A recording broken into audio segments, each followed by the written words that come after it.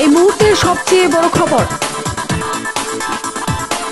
মুক্তিযুদ্ধের চেতনা বিরোধী কোন শক্তি যেন রাষ্ট্র ক্ষমতায় আসতে না পারে সেদিকে সবাইকে সজাগ থাকার আহ্বান জানিয়েছেন রাষ্ট্রপতি মোহাম্মদ শাহাবুদ্দিন।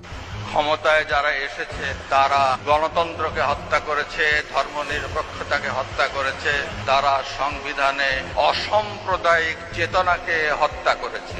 এবার রাষ্ট্রপতির কঠোর বার্তা, কি বললেন রাষ্ট্রপতি? ঘুরতে পারে ক্ষমতার মোড়। বিস্তারিত জানতে আমাদের সাথে থাকুন। সংবিধান লঙ্ঘন ও জাতির পিতা বঙ্গবন্ধু শেখ মুজিবুর রহমানকে অবমাননার বিষয় নিয়ে এতদিন নীরব ছিলেন রাষ্ট্রপতি মোহাম্মদ শাহাবুদ্দিন, কিন্তু এবার সরব হলেন তিনি।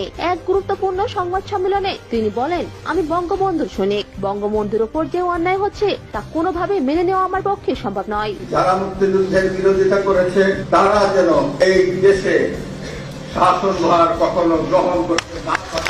দেশকে সংকট থেকে বের করতে খুব শীঘ্রই নির্বাচন দেওয়া হবে। ক্ষমতায় যাওয়া বা পরিবর্তন আনার একমাত্র উপায় নির্বাচন। তিনি আরো বলেছেন, গণতন্ত্র রক্ষায় সব রাজনৈতিক দলকে অবশ্যই নির্বাচনে অংশগ্রহণ করতে হবে। একসঙ্গে কাজ করলে দেশকে অস্থিরতা থেকে মুক্তি দেওয়া সম্ভব। অনির্বাচিত কারো দ্বারা কোন সরকার বৈধ নয়। সুপ্রিয় দর্শক, রাষ্ট্রপতির এমন সুস্পষ্ট বার্তা দেশের রাজনৈতিক পরিস্থিতিকে বদলাতে সাহায্য করবে।